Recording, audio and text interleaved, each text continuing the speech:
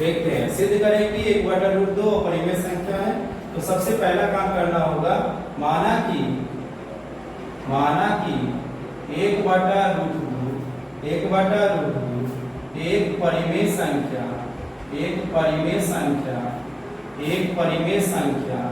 r, एक परिमेय संख्या r। ठीक है, हमने मान लिया कि माना कि 1/√2 एक परिमेय संख्या r।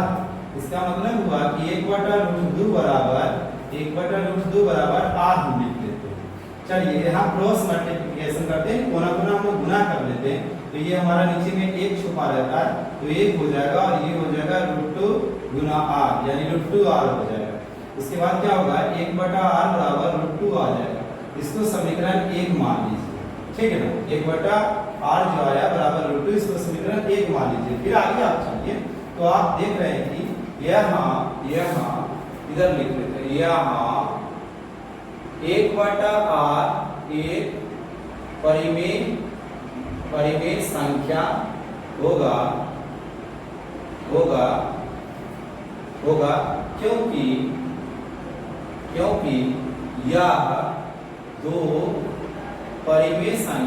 यह दो परिमेय संख्या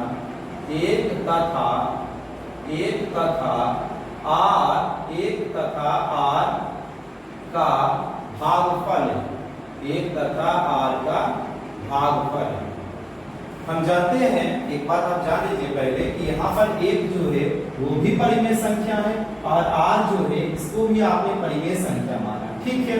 तो दो परिमेय संख्या का जो भागफल है वह हमेशा परिमेय संख्या होता है, इसलिए 1/r जो है वह क्या होगा, वह परिमेय संख्या होगा। वही चीज यहाँ लिखा गया है कि यहाँ 1/r एक परिमेय संख्या होगा क्योंकि यह दो परिमेय संख्या एक तथा r का भागफल है, इसलिए इधर वाला जो 1/r है इसको हम साबित कर चुके कि क्या होगा, परिमेय संख्या होगा।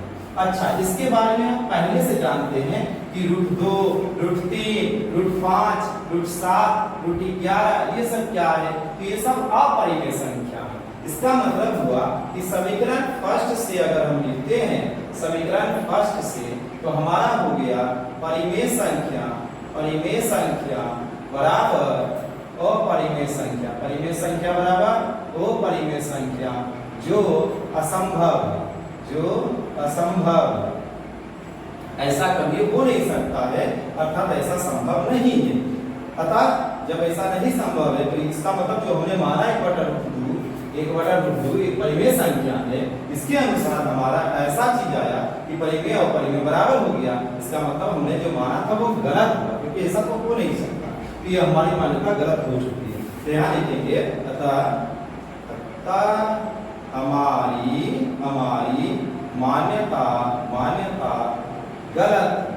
मान्यता गलत।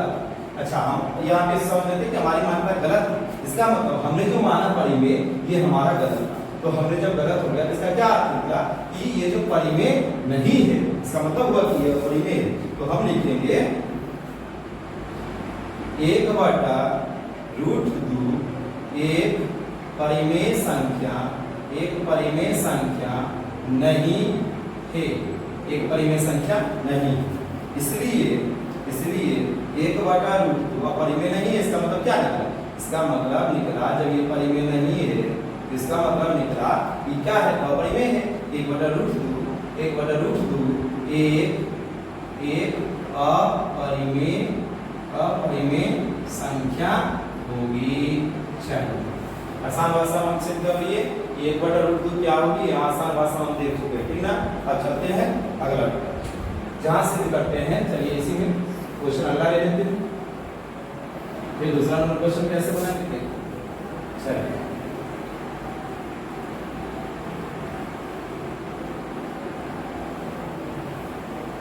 यहाँ पे क्या करेंगे, हम लोग अगला क्वेश्चन देते हैं, जहाँ ले लेते हैं कि सिद्ध करें कि 2 नंबर क्वेश्चन आ जाता है 5/√7 एक अपरिमेय संख्या सिद्ध करते हैं। फिर हम मानेंगे माना कि 5/√7 एक परिमेय संख्या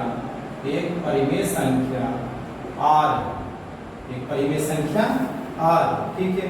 तो 5/√7 आएगा बराबर हमने यहाँ लिखा। इसका मतलब होगा कि हम लोग यहाँ पे क्रॉस मल्टीप्लिकेशन करेंगे तो इसका अर्थ निकला कि 5 बराबर √7 गुना हमारा r हो जाएगा और ये हमारा हो जाएगा 5 बटा r बराबर √7। इसको हमने समीकरण 1 माना। चलिए यहाँ लिखते हैं, यहाँ 5 बटा r एक परिमेय संख्या होगी क्योंकि यह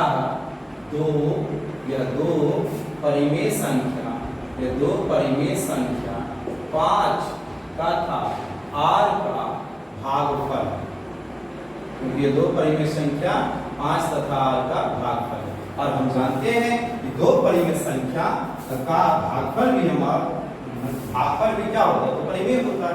यानी यहाँ भी परिमेय, इन दोनों का जो भागफल अर्थात जो हमारा आंसर आएगा वो भी क्या आएगा, भागफल वो भी परिमेय आएगा। क्योंकि 5 बटा r एक परिमेय संख्या होगी क्योंकि यह दो परिमेय संख्या 5 तथा r का भागफल है। अब चलते हैं समीकरण फर्स्ट से, तो यहाँ पे लिखेंगे हम लोग समीकरण फर्स्ट से। देखिएगा कि आपने इसको क्या साबित कर लिया, इसको साबित कर लिया आपने कि परिमेय होगा। और ये आप पहले से जानते हैं, क्या जानते हैं कि ये क्या है, अपरिमेय है। तो समीकरण 1 से क्या कह रहा है, ये कह रहा है कि परिमेय संख्या बराबर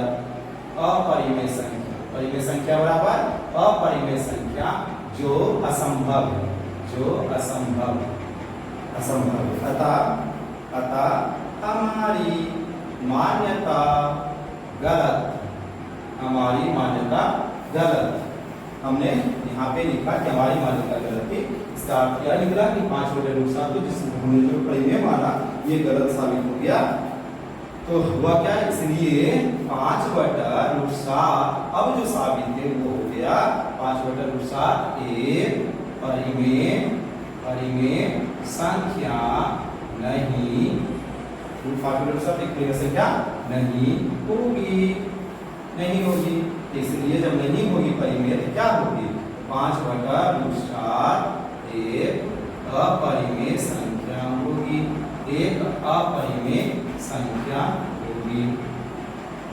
इस तरह से इसके आधार पे आप बहुत सारे क्वेश्चन बना सकते हैं। तो उम्मीद करते हैं वीडियो आपको अच्छा लगा होगा, तो चैनल को सब्सक्राइब करें, ठीक है ना, और लाइक करें और शेयर करें। मिलते हैं अगले वीडियो में।